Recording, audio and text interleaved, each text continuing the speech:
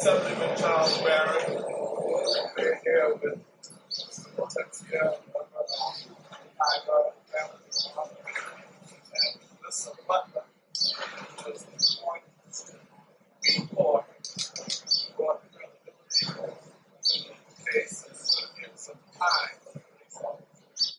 Courtesy, enough human sensitivity to police officer to apply CPR. Mr. has to supply them CPR.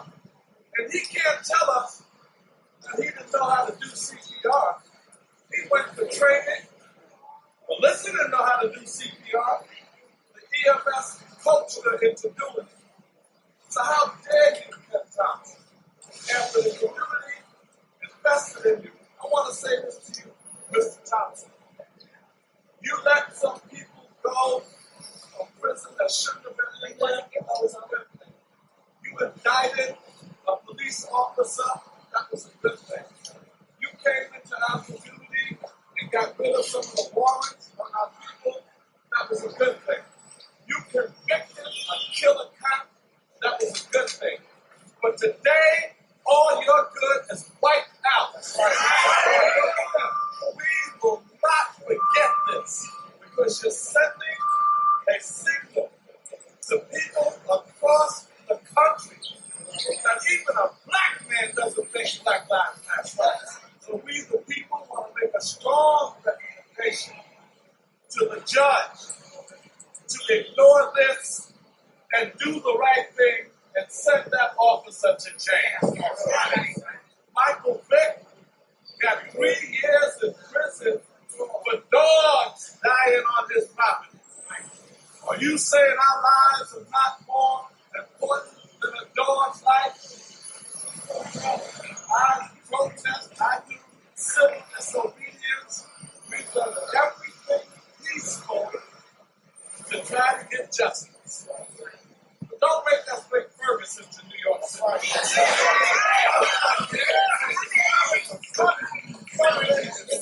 As though the only thing this country understands is when we tear it down. And don't blame me. I'm saying to you that some of our people in the streets are saying an eye for an eye, a tooth for a tooth, and a life for a life. Some people in the streets are saying that we're trying all of the peaceful ways. But Brother Barron, they're not hearing us. Even Martin Luther King, the Prince of Peace, said the riots are the voice of the unheard. He didn't even condemn what he called riots. Am I saying that we should be violent? Am I saying that we should do something that we haven't done? I'm saying that the system will determine it. You can't keep having us go these peaceful means and you ignore them. That violence is inevitable. Okay, so that was just a bit the beginning of the press conference from last Thursday in response to District Attorney Ken Thompson requesting no jail time for the NYPD cop who killed Akai Gurley. So please bear with me while I get my guests on the phone. Shannon Jones. None of them are on Skype. I have to call all of them. And hopefully the sound quality will be,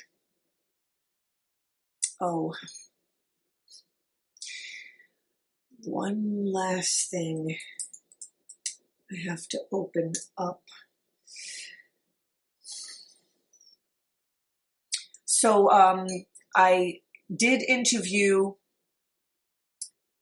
Assemblyman Charles Barron earlier today, and I'll be playing. He wasn't able to be live, so I'll be playing his recorded interview. So thank you for tuning in to this Tuesday, March 29th, Organic News here on Awake Radio. Okay, my speaker is ready to go. And here we go with Hello, please state your name after the tone, and Google Voice will try to reach Shannon Elaine. It's Catherine Waters, Shannon, calling from Awake Radio.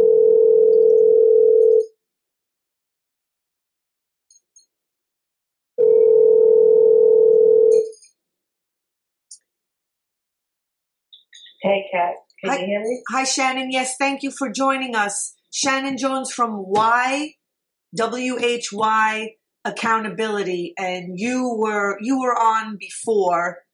I believe it was for the Martin Luther King Day action that you guys had up in the Bronx at the courthouse. So if you don't mind, just stand by while I add and call Hortensia, and I have to call Nicholas Hayward. I just hope with Hortensia that I call the right number. That's the only thing that I'm worried about. Okay, let me just try this number. Okay.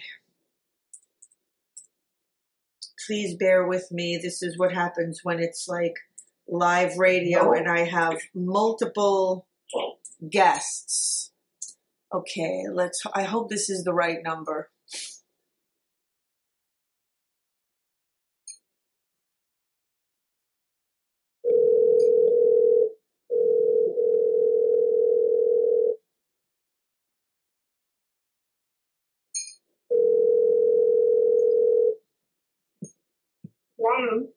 Hortensia? Can you hear me okay? Yes, I can. Okay, good. I can hear you. Shannon Jones is also on the line. Hello. Okay, hey, Shannon. Hi. Oh wait, hold on. I'm fine. Good to hear you again. Yes. Oh, so we're actually Nicholas Hayward is also going to join us. So please bear with me while I give Nicholas a call. Let me see. NIC.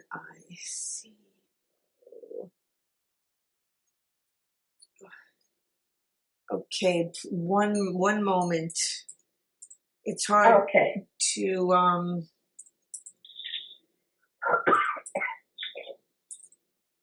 Alrighty, here we go with Nicholas Hayward Sr., who is also part of and spoke at the press conference, who's been trying to get justice for the killing of his son since 1994.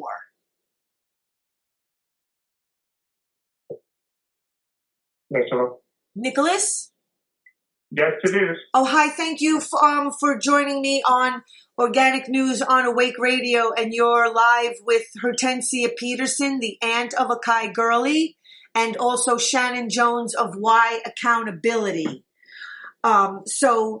Nicholas, your son was taken in 1994, and you only have until about 6:30. If no one minds, if Nicholas shared first, and then we'll get. So yeah, tell us what happened to you, Nicholas.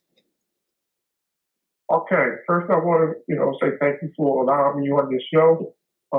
My son, Nicholas Jr., 13-year-old honor student, he was gunned down in the exact same fashion as Akai Gurley back in 1994. The only difference is Nicholas was playing the game of cops and robbers with some friends of his, ranging in the age of 11 to 14. They all had plastic, colorful toy guns.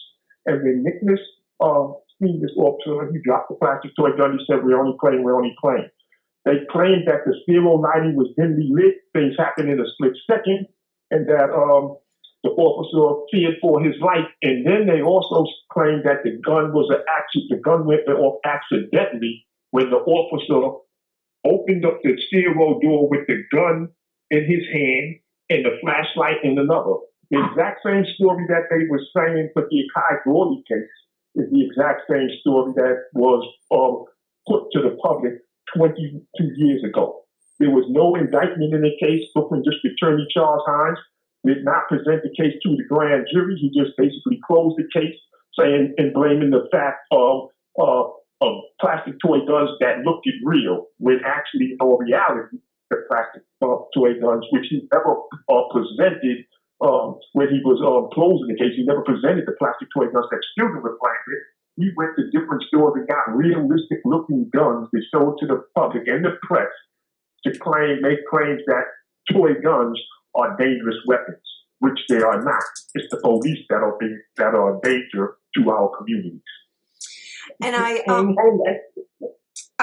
wanted Nicholas to share also, because it was District Attorney Ken Thompson who was to reopen the case of your son, and you had all this hope for DA Ken Thompson to reopen the case. And even though many of the files and documents, because it's 22 years later, but the documents are missing, and there's no case number on many of the documents also. And it's the district attorney, Ken Thompson, who is now calling for, or wrote a letter to the judge recommending no jail time for Peter Liang, who was found guilty of manslaughter in a trial. So I was going to ask Hortensia, the aunt of Akai Gurley, to please share your, what happened and your feelings about him recommending no jail time. Okay, so first I want to thank you as well for having me on your show. And I just want to say something real brief. Initially, once we had received the verdict of guilty, Ken Thompson made a speech. He said, "We support our police officers, but when innocent men are shot and killed through an act of recklessness, we have to hold whoever is responsible accountable, whether that is a police officer or not." So this right here is telling me that Thompson is a hypocrite, because come February 11th, when we received that verdict of guilty for manslaughter and taking an innocent life, you contradicted yourself. How are you going to hold Peter Liang accountable once you get the verdict? But because of the pressure that he received, whether from, it's a whole political issue. But my thing is, when are you going to be to hold your own words accountable? When are you going to bring justice or have us receive justice for Akai Gurley? He not only failed the family, he failed the community. He's a liar. You cannot say that all police officers, that you are doing the best to make sure all officers, everyone is held accountable. That's what we wanted, accountability. Is it that hard to get? And the pain that it has caused this family, it's unbelievable. How can you look a mother in the eye the day that the verdict was rendered and say that's all you wanted, a guilty verdict? You got the verdict. But now here it is. You're secretly writing the judge a letter, then have a conversation with the family, with the mother, and people keep forgetting Akai Gurley was a human being. Akai Gurley had a mother. His mother is alive. To this date, his mother has not received any apology. If no apology, Peter Liang can say to this family that can bring Akai Gurley back. But the mother has not. The mother that burdened him, the mother that breastfed him, the mother that took care of him, have yet to receive an apology. 18 months is a little too late. Had you been sincere about it, an apology would have come from the time this happened. Exactly. It did not. It did not. So I don't care what anyone say about an apology. It's hogwash. I thought I read somewhere that DA Ken Thompson gave a press conference about leniency for Peter Liang? Yes, he wrote a letter the day, I believe it was last week, when he wrote he recommended to the judge leniency. Had the shoe been on the other foot, Akai Gurley would be number one in prison. He would not be out on bail. Number two, he would get most likely 15 or more years. And the DA that prosecuted the case would not have wrote a letter to the judge for leniency for Akai Gurley. The victim in this case is not Peter Liang. Peter Liang is part of the system. Peter Liang, DA Thompson, is part of the big issue that we are having in Black and brown communities, that we are having as people of color. How on God's earth can you prosecute a case and then turn around and write a letter to the judge? What was he thinking? Who paid him off? For another term he's not going to get. So now it's up to the judge, Danny Chun, to render justice, real justice. And on top of that, you're looking, what is the purpose of having a jury? Right. When you're not honoring their recommendation or their verdict. That's a slap in the face. On top of that, that's taxpayers' money. So when you began to speak at the press conference, you said that Akai Gurley was first shot by Peter Liang on November the 20th of 2014, and then shot again by DA Ken. By Ken Thompson, yes. And that's how I feel. That's how his mother felt. That's how the family feels. When are we going to get justice? When is people of color going to get justice when their loved one's life is taken recklessly by the hand of an NYPD officer? Right now, Peter Liang is no longer a police officer. He should not have this privilege as an officer. He's a convict. He was convicted of manslaughter. So therefore, he should pay. He did this crime, he needs to pay the time, meaning go to jail. Right. He was house arrest. The DA is recommending house arrest. House arrest? Are you kidding me? With ankle monitor?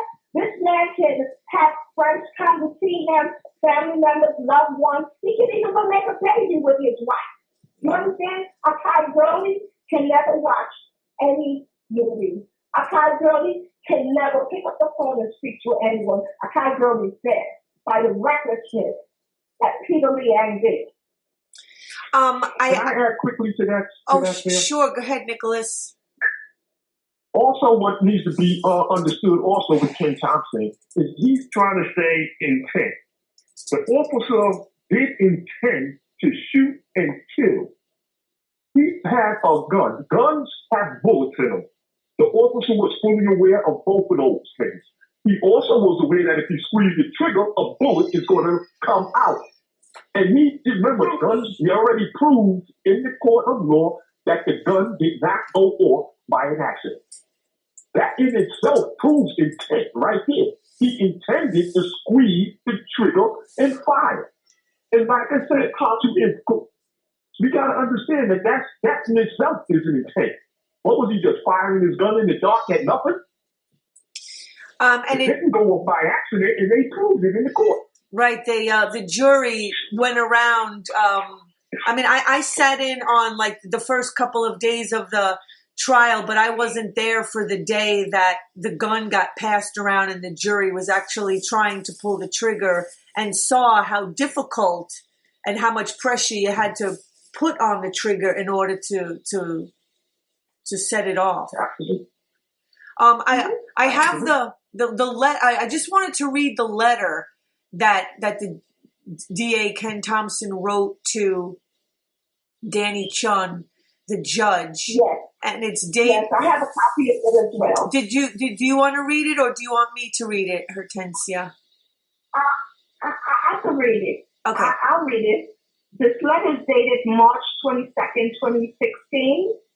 and it's addressed to the Honorable Danny Chun, Justice of the Supreme Court, 320 J Street, Brooklyn, New York, 11201. And it's in reference to the People versus Peter Liang, Kings County indictment, and this is the number 9988/2014.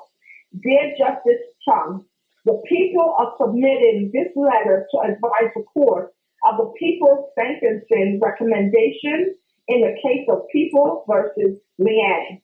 On February 11, 2016, the defendant was convicted of manslaughter in the second degree and official misconduct at trial.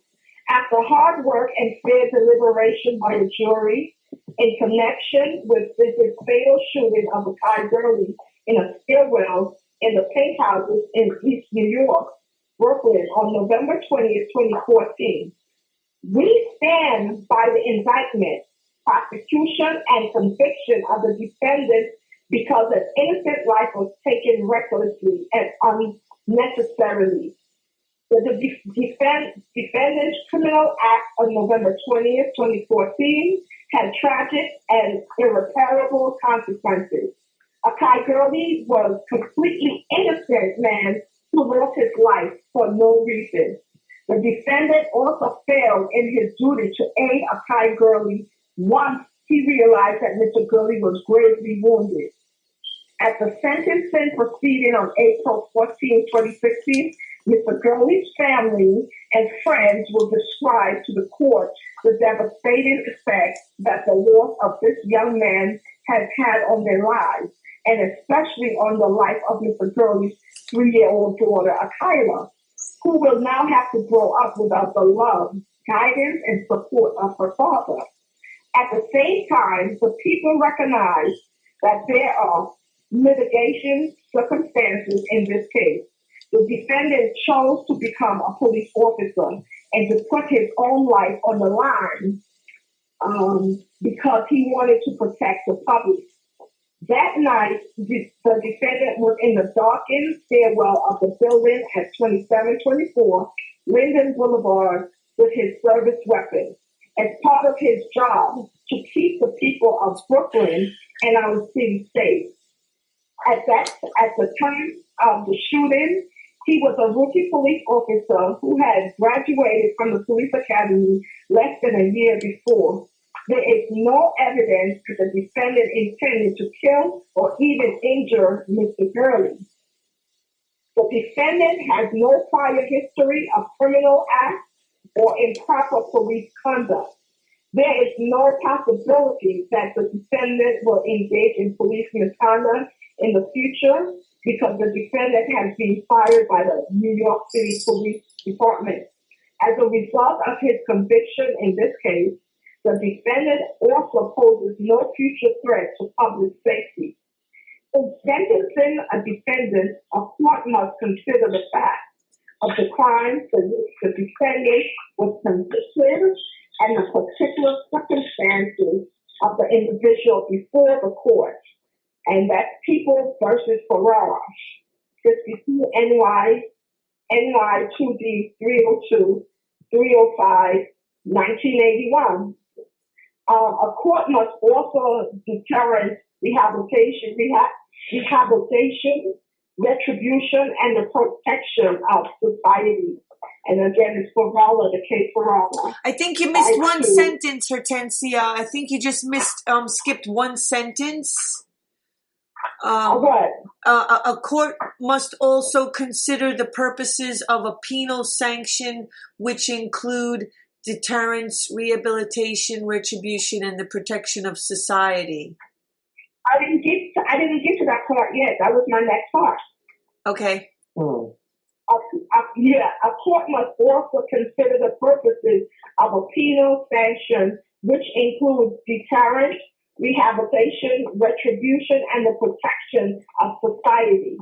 That's Ferrara, 52 NY 2D at 305, People versus Swiss, 90 AD 2C 80-83. And it's the Second Department of 1982. The minimum amount of confinement should be imposed that is consistent with the protection of the public and the rehabilitative needs of the defendant. See People versus Noli, 72 AD, Second 279, 282, 283, Second Department, 1980. The penal law grants this court broad discretion when sentencing a defendant who has been convicted of manslaughter in the second degree.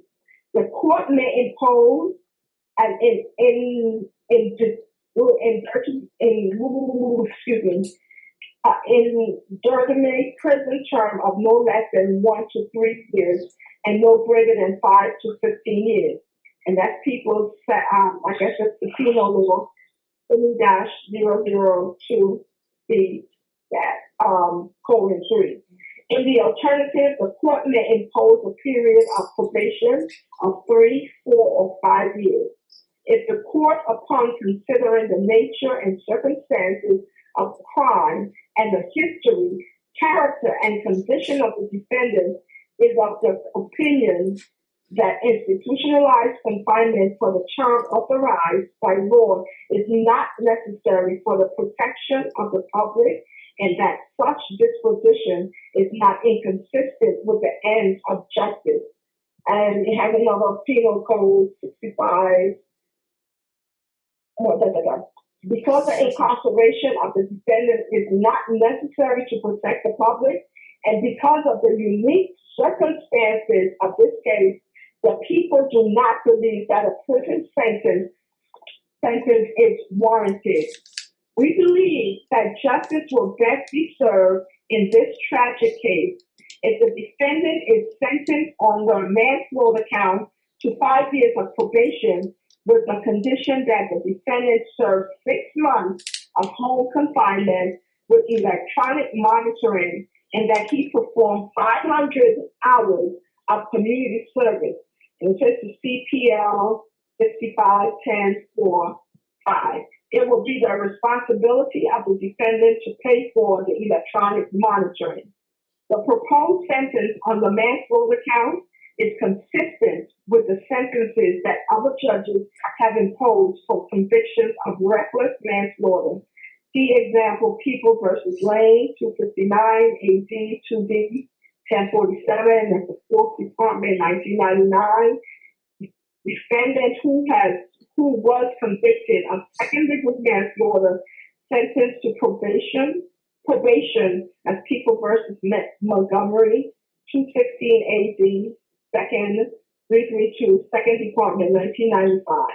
The proposed sentence on the manslaughter count is also similar to the sentence that was imposed in the most recent case for the fatal shooting of an unarmed civilian in People versus Conroy, 52 AD 3D 320, First Department, 2008.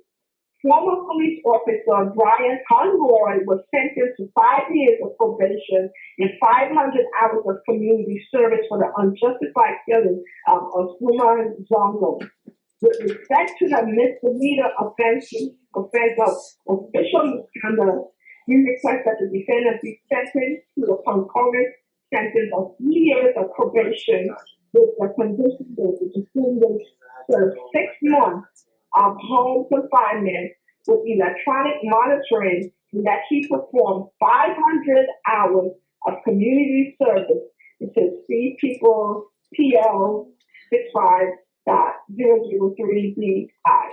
As we have said before, there are no limits here, but we believe that the sentence we propose is just and fair under the circumstances of this case. And it signs, thank you for your consideration of this request. Sincerely, Kenneth P. Thompson, Brooklyn District Attorney, and it was CC to his lawyer, Peter Schitzman, Esquire, attorney for the defendant, 399 Park Avenue, 144, New York, New York, 122-4614. Now, if I have to dissect this is nonsense right here. This is nonsense. I wanted to check in with Nicholas and make sure that he doesn't have to leave. Do you yes, I do have to leave. I'm actually getting ready Do you want to just make a comment about the letter before you go, Nicholas? That letter there, I mean, first off, that is something that Ken Thompson should have never even thought to even write. He's a prosecutor. He prosecuted the case. He saw a crime is why the officer was investigated and indicted in that case. They won the case through a trial, a jury trial. Not one time did Ken Thompson render any kind of decision or make any type of statement as to what he was going to do. This was something that I believe was brought about after the conviction. Ken Thompson did not have any thought at all on his mind during the trial to actually bring about any type of recommendation of no jail time. Someone got to Ken Thompson after that decision was rendered. After that guilty verdict, someone got to Ken Thompson. There is no way you can possibly tell me that he is going to come forth, prosecute an officer for a crime, which his office said it was a crime, and which everybody know it was. And it was also proven in a court of law. And then after they get the conviction, you're going to turn it around and write a letter and present it to the judge and the public. That in itself doesn't even add up. Nowhere in history have I heard anything about about a prosecutor doing anything like that. And then I hear her, she's reading off different cases where officers receive probation and stuff like that there. Come on, there's many innocent people in prison right now that had the opportunity to come up to not be in there, but yes, they're in there. Yeah, the point I wanted to make was that there's plenty of people and they don't think twice about putting people in prison who are not a threat to the public, who never even killed people. That's the dissection there. There's some key phraseology in that letter. This is Shannon Jones of Why Accountability speaking. Yes, thank you for having me on as well. There's some key commentary in that letter that we need to hone in on, not only as Black people, as supporters of the Akai Gurley family, but also as citizens walking throughout the city of New York. My understanding of basic criminal justice is when you commit a crime and you are convicted of such crime and sentenced to jail. You're sentenced to jail because that is punishment for the act you committed. This phraseology in the letter that he does not pose a continued threat to the public.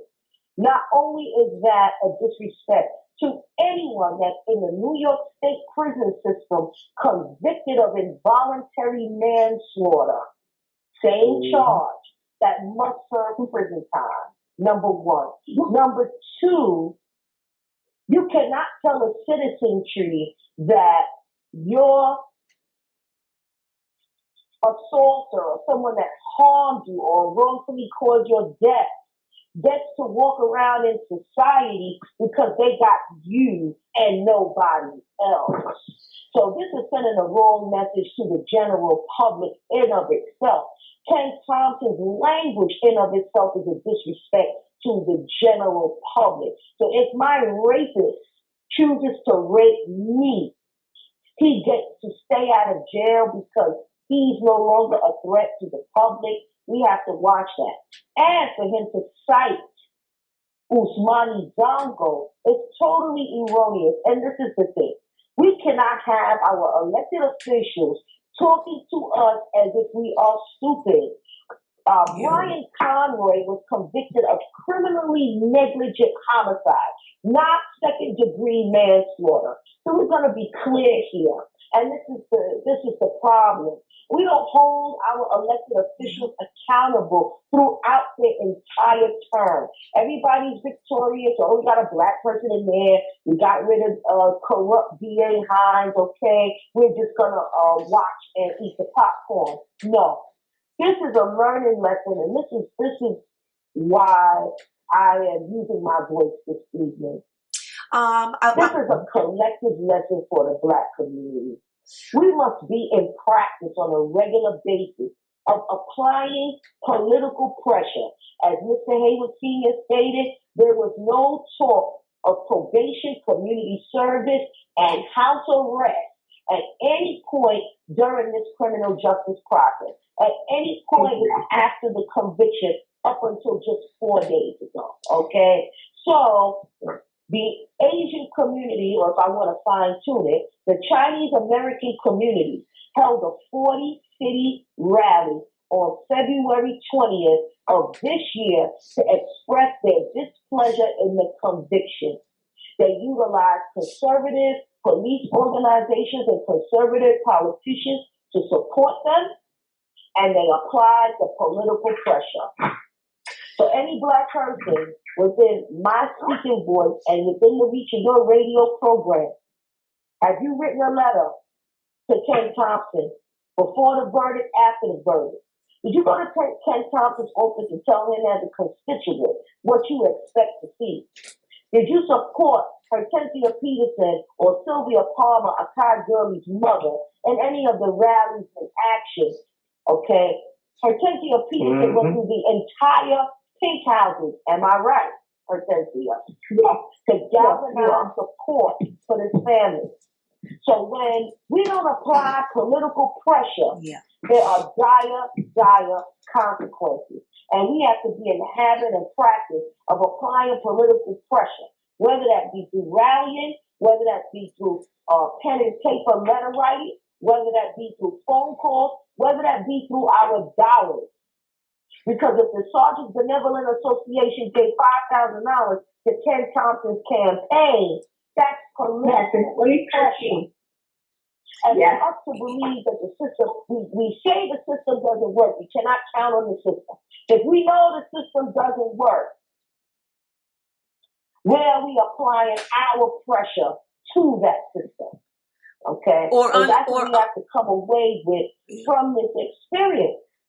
And we're bearing the consequences of sitting back and eating the popcorn and not doing our very best as each and every Black person, Black family, Black community member, and supporting this family and keeping that pressure on D.A. Thompson throughout the entire process. I have an interview that I did earlier today with Assemblyman Charles Barron. It looks like I think Nicholas hung up. Nicholas, are you still there? Hortensia, you're still there. Yes, I'm still here. And Shannon is still there. Shannon? Oh, did we lose Shannon too? Shannon. Oh, I see. let me see if I let me see if I can call her back. Oh, wait, wrong way. Okay. Yeah, because we don't. Shannon? Hortensia? I'm here. Okay, great. Because I'm hearing all of these like hang-ups. Okay, let me try to get Shannon back. Let me see. Yeah, this one is her number. Because I mean, I don't. Hello. Please state your name after the tone, and Google Voice will try to reach Shannon Elaine. It's Catherine Waters, Shannon, and Hortensia. I don't think she meant to hang up. I hope she didn't.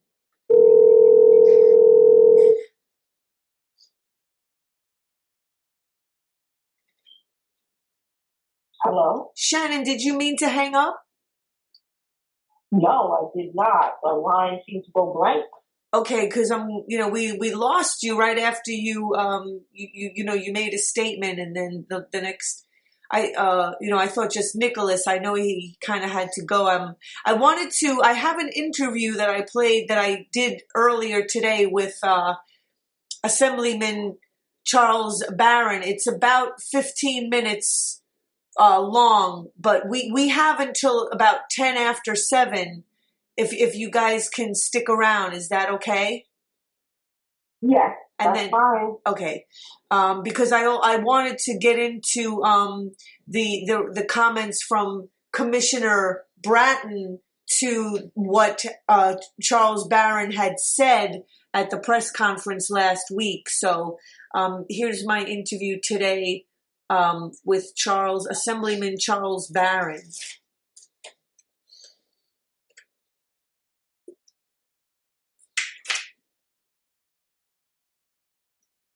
Okay, I have with me Assemblyman Charles Barron. This is a recorded interview for Awake Radio that's going to be aired tonight at live at 6 p.m.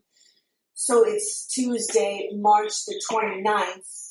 And so, Assemblyman Barron, you had spoke last Wednesday, I believe it was, outside 350 J Street, the DA Ken Thompson's office. It was last Thursday. Okay, it was last Thursday. And there was a lot of people there. A lot of press were there. A lot of supporters. You spoke.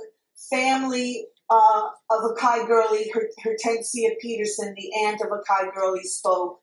Nicholas Hayward Jr., who was also trying to get justice for his son that was murdered, killed by NYPD cop 22 years ago. And attorney Roger Wareham also spoke. And you were talking about, you referenced Martin Luther King Jr., you quoted him, his quote stating that riots are the voice of the unheard. Can you just reiterate a little bit of those words and why you referenced it? And because you had also mentioned that it was the people that say to you that they're doing everything, they're taking all of the peaceful protesting routes and they're not being heard. And then you said, if that keeps going, violence is going to be inevitable because violence is being done to the people and the people are just going to be responding to violence being done to them. Well, the real purpose of the press conference, and also one of the speakers there was also the father of Molly Grant and the councilwoman Inez Barron. Our purpose was to really denounce and express our outrage at Ken Thompson not recommending any jail time to Judge Chun. This is absurd, it's unconscionable, unacceptable that you would charge someone with manslaughter in the second degree, which means that, and people need to understand what manslaughter in the second degree means.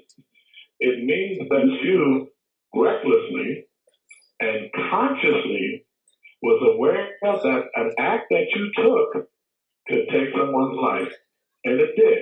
This is not unintentional. This is not an accident. Unintentional, and you didn't know, that would be criminally negligent homicide. Intentional would be murder. So he deliberately pulled the trigger and took Akai's life, and then negligently refused to even try to save his life and give him the required CPR that he was trained to do. Melissa Butler, his friend that was on the stairwell with him, had to do that. Right. So in light of that, in that context, and in the context of all across the country, police killing black people and getting away with it, from Tamir Rice to Brown, Michael Brown, to Garner, you name it, across the country, we can spend the rest of this broadcast listing the lives that were lost by police who we pay to protect us. So my statement was that we marched, we protested, we've tried every peaceful means in order to get justice. And when you deny peaceful means for justice, then violence is inevitable. And I quoted Dr. King and others. But the real inciters of riot or inciters of violence is the police commissioner that allows his killer cop to kill us in a racist system that grants them impunity when they do it. That's what's going to cause a riot. So if anybody should be arrested for inciting a riot, it should be Police Commissioner Bratton and his racist and justice system. Commissioner Bratton called what district attorney, his actions, he said he acted with courage in recommendation of no jail time for Peter Liang.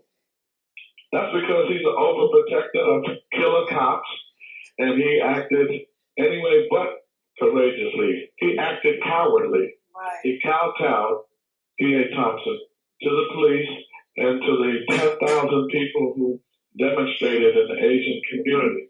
There was nothing courageous about that. It was a cowardly act. It was unprecedented.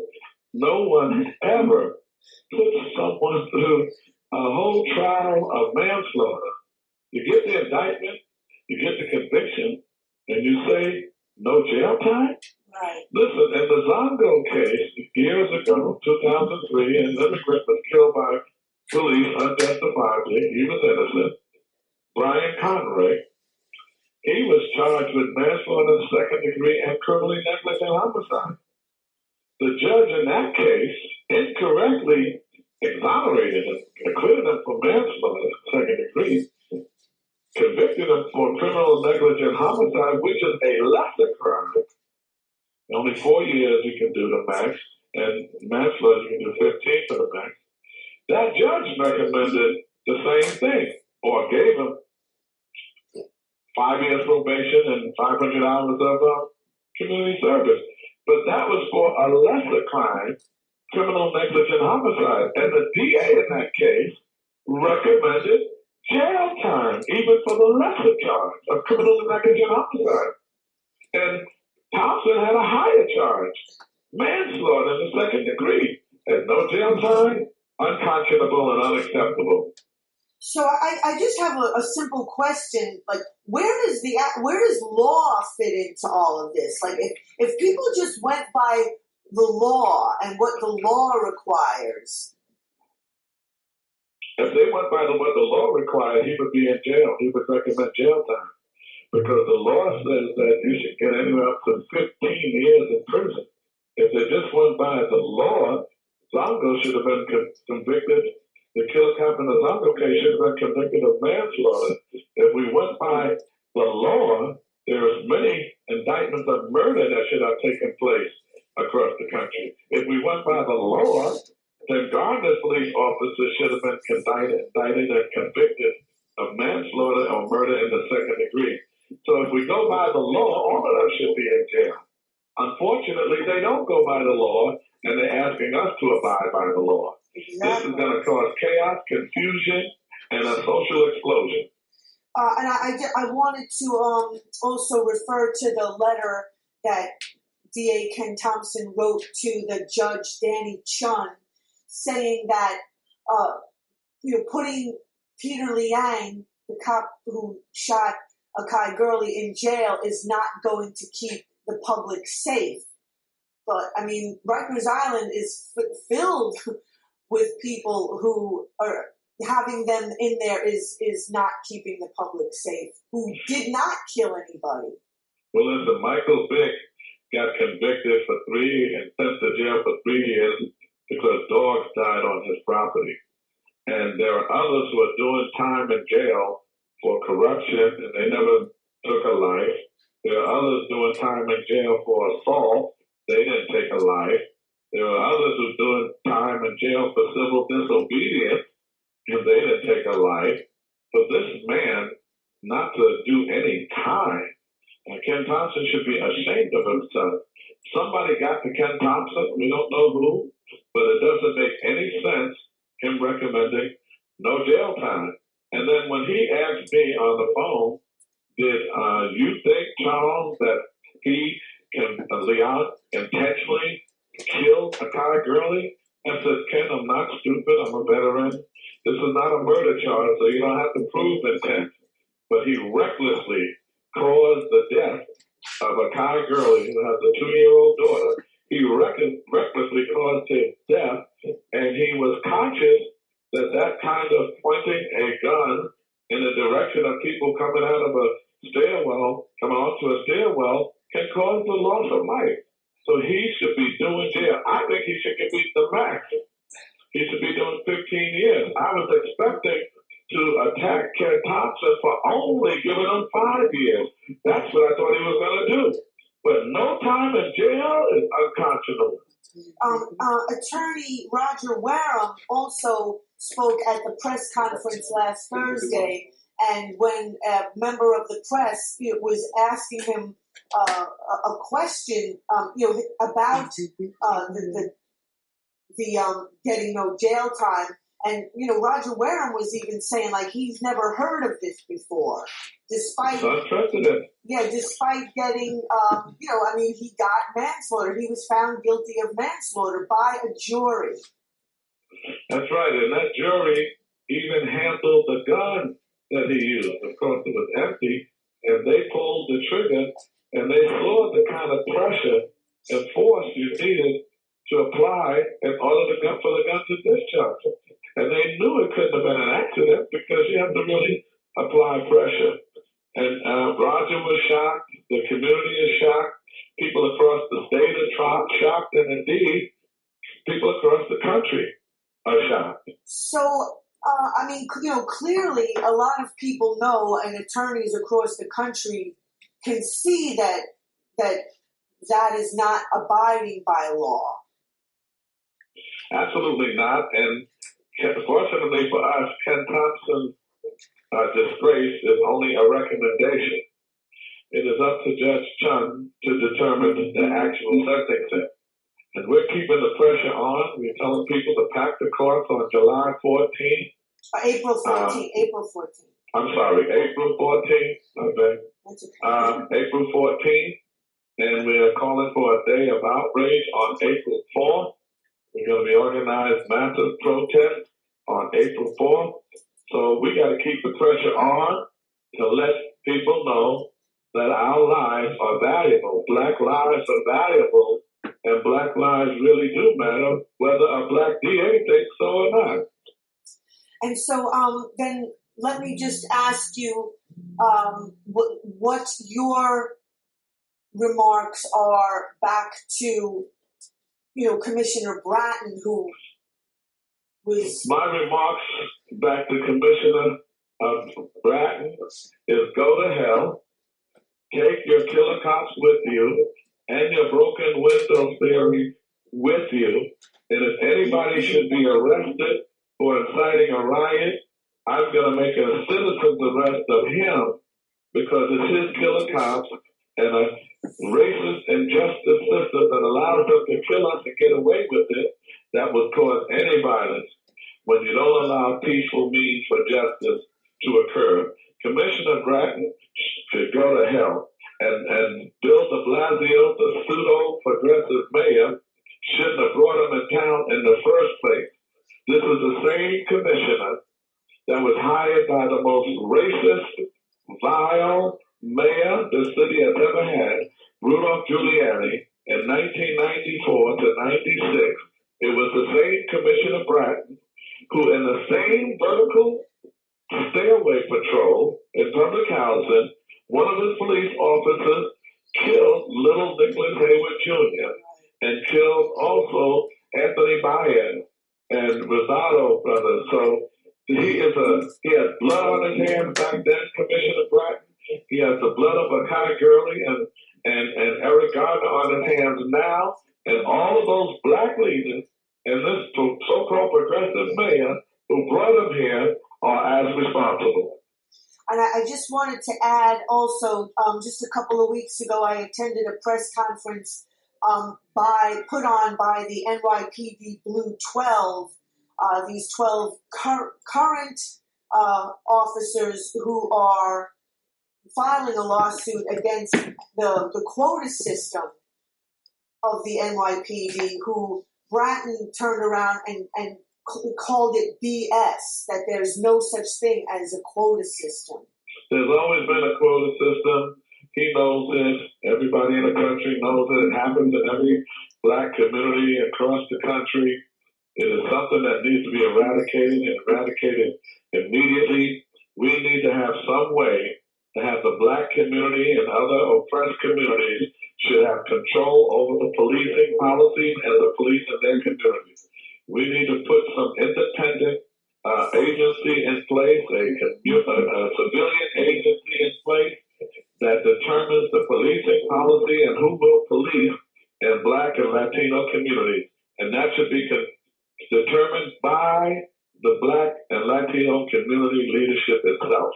Look at what happened in Ferguson. They created a debtor's prison. They were... Go ahead.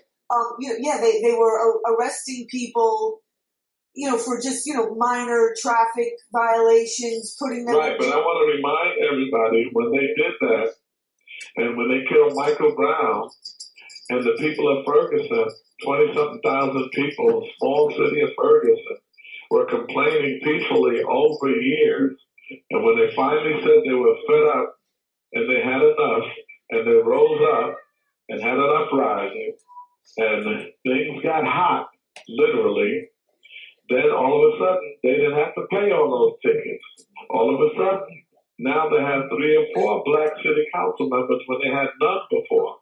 All of a sudden, CNN and then MSNBC, the president, the Secretary General of the United Nations, the U.S. Attorney General, or Eric Holder, all focus on the little town of Ferguson because they rose up and said, no justice, really, no peace.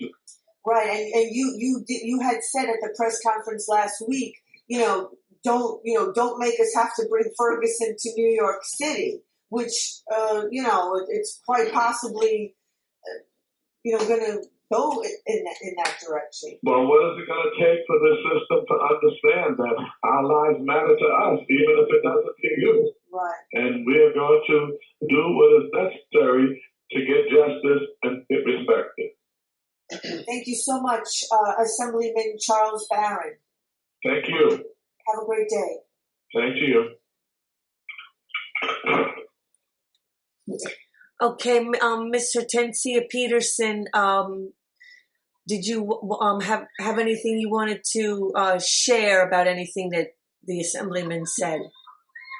Yes, mainly on Bill Bratton's comments about the DA with the decision, the recommendation that he sent to the judge he was very courage. Yeah. That was a very courageous thing that he did. But if you actually look and see, first of all, he's making a mockery of him because the opposite of courage is cowardly. It's cowardice. You understand? Yeah. So he might see it as courageous, but we in the Black and urban communities, we see it as a cowardless act. Meaning, if you're in actually, Thompson contradicted this whole case. Number one, I personally feel that he was not expecting the outcome, the verdict that we received.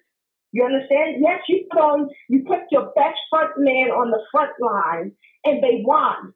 So now you're receiving pressure, whether it's from the Chinese community, it's from other political areas, and you buckled.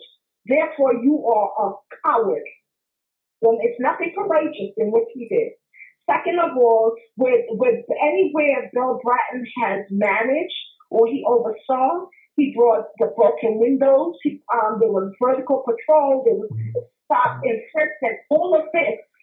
You know what it does to people of color? It's murdering us. Yeah.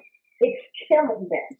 And you're going into the oppressed communities and you're inflicting and enforcing these policies, these procedures, these laws, knowing that you are violating these people's rights. He's racist. He is racist.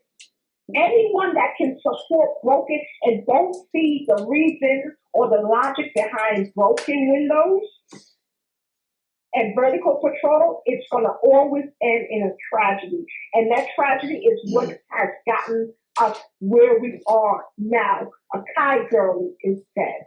But Peter Liang, with the message that the DA is saying is that it's okay for a police officer to be afraid because nationwide they're using the same line, I was afraid or I was in fear of my life. Right. You took an oath to serve and protect.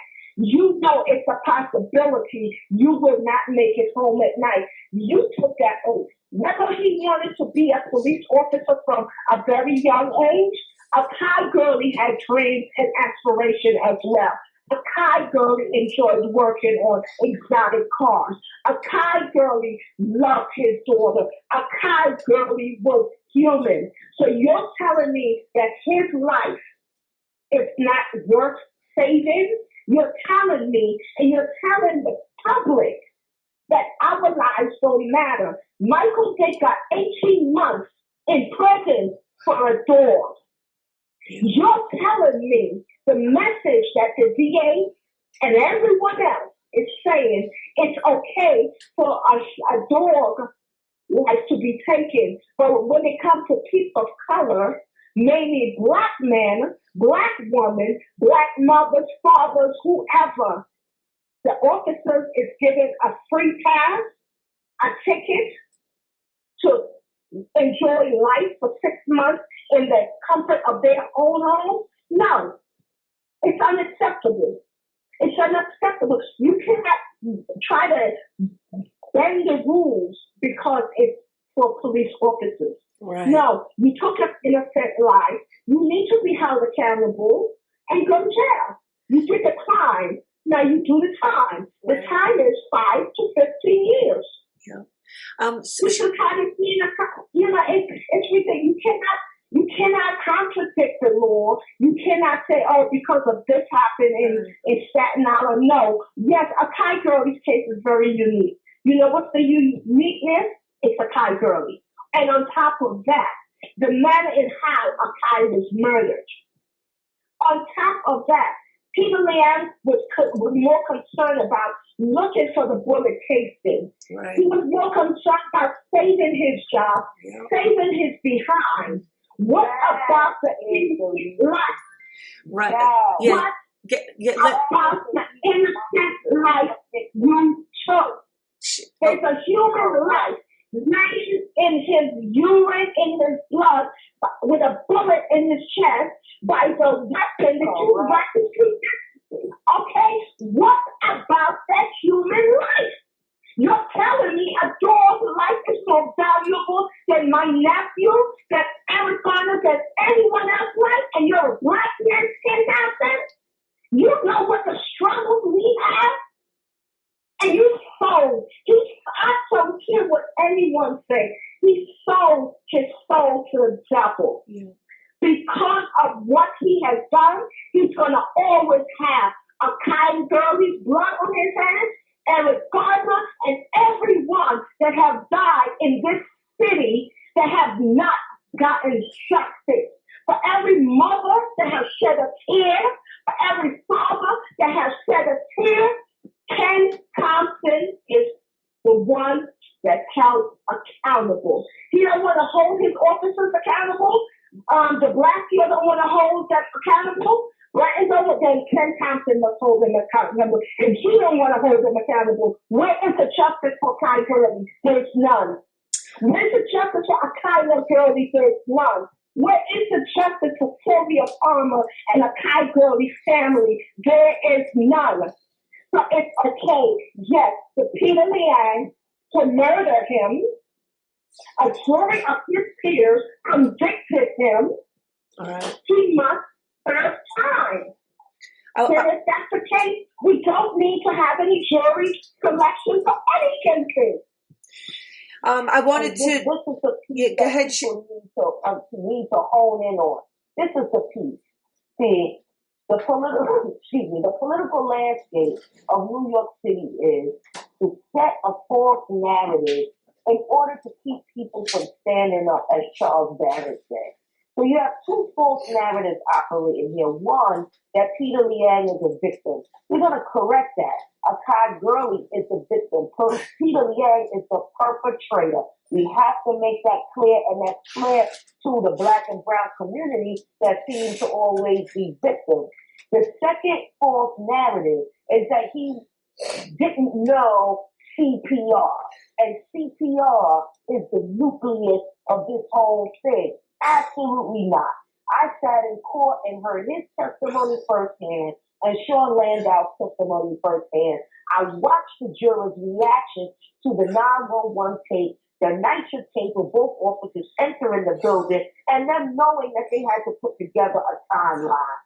Peter Liang was convicted because of his reckless behavior, having nothing to do with CPR. The ME testified that CPR would not have saved Akai Gurley. What he had exactly 3 minutes to get medical attention. And on that 911 tape, you can hear 4 minutes of Melissa Butler and the neighbor downstairs, no police, for 4 whole minutes. This is the reckless behavior that has been convicted. Going up the elevator, coming off, entering a darkened stairwell when the patrol guide advises you that darkened conditions heighten dangerous conditions. There was a lit stairwell available for them to use and patrol properly. You get in that darkened staircase and immediately fire your weapon because it's unholstered with your finger on the trigger. These are facts and evidence. Yeah. This is the piece that the Chinese community does not want to accept. And I'm putting that out there. They do not want to accept because rookie nothing. That has nothing to do with it. Sean Landau did not have his gun out. I wanted to Sean just. Landau did not have his gun out. I wanted to just make. So he was convicted for his reckless behavior from entering that nitro building and stepping over Akai Gurley's body because he was posed the question: how did you get from the 5th floor to the 4th floor? To finally, after nearly 5 minutes, radio for assistance. He stepped over him. That's why he's convicted. That's why he needs to go to jail. Stop letting these mass media outlets push this false narrative that it's about CPR. Push this false narrative that he's a rookie and he's a victim. The other rookie had his gun holstered. There weren't 2 shots in the dark elevator, there's only 1. We only have a couple of minutes left, like 2 minutes. I just wanted to make the point that, I mean, they were not on a call even, like, so that's what I can't. It's not like they were on or responding to any kind of a disturbance or anything. They were basically doing vertical. Okay, common sense is if you enter a dark stairwell, you need a flashlight, not a gun. Because there's potentially someone in that stairwell. He got scared because he heard a noise. You heard a noise to the left. My nephew was down 1 flight to the left. To the left. So they were coming out and you heard, you got afraid. Okay, I will rock and you say, you know what? Let me man up. I made a mistake. I apologize to Sophia Palmer, to Akai Gurley, to the Gurley family. It was an accident. But it's the manner in what was done afterwards, like Shannon just said. Yeah. He did not show no sympathy, no empathy, no nothing. He did not even look Akai Gurley in the eye so Akai can see who murdered him.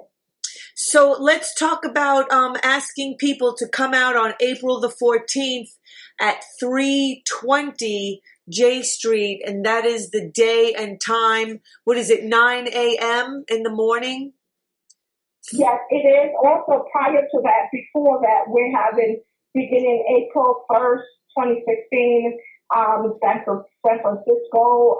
I know nationwide we're having anti-coalition. They're having rallies. Also, this coming Saturday, April 2nd, I'll be at a rally in Connecticut. April 9th, we're having the rally in Brooklyn. So just check the page. But we're asking people to show out that you're outraged, and this recommendation of the innocent life that Peter Liang took, and the DA is recommending no jail time, and ask themselves, had that been my loved one, would I want justice? Would I sit on it and not do anything? Like Shannon said earlier, we people of color have to get out, let our voices be heard, and get out there. We protest, we march, we write letters, because this affects everyone, especially when the cops are involved. And where can people find the information and the dates for the actions? The information is already on the Justice for Akai Gurley page on Facebook. Okay. Also, the Justice for Akai Gurley Twitter. And like I said, from April 1st, right up to, and even the day after sentencing, we will also have a rally. Thank you so much. Thank you, Hortensia Peterson, the aunt of Akai Gurley, and Shannon Jones of YWHY Accountability. Thank you for having me. I appreciate it. I appreciate it. And I'll see you out there. Okay, thank you very much, Kat. Okay, you're welcome. Thanks, Kat. Have a great night. I'll talk to you, T. Okay, bye-bye. Okay, I please go to the Awake Radio #1 with no spaces. Please support Awake Radio and Organic News.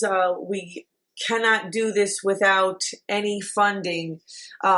Also, please check my blog page, CAT, April, like the month, and Waters with 2 T's, no spaces.com, CatAprilWaters.com. My blog and my YouTube channel is April Waters with 2 T's. And please support. You can find the video that I did of the press conference on my YouTube channel, April Waters, and please share.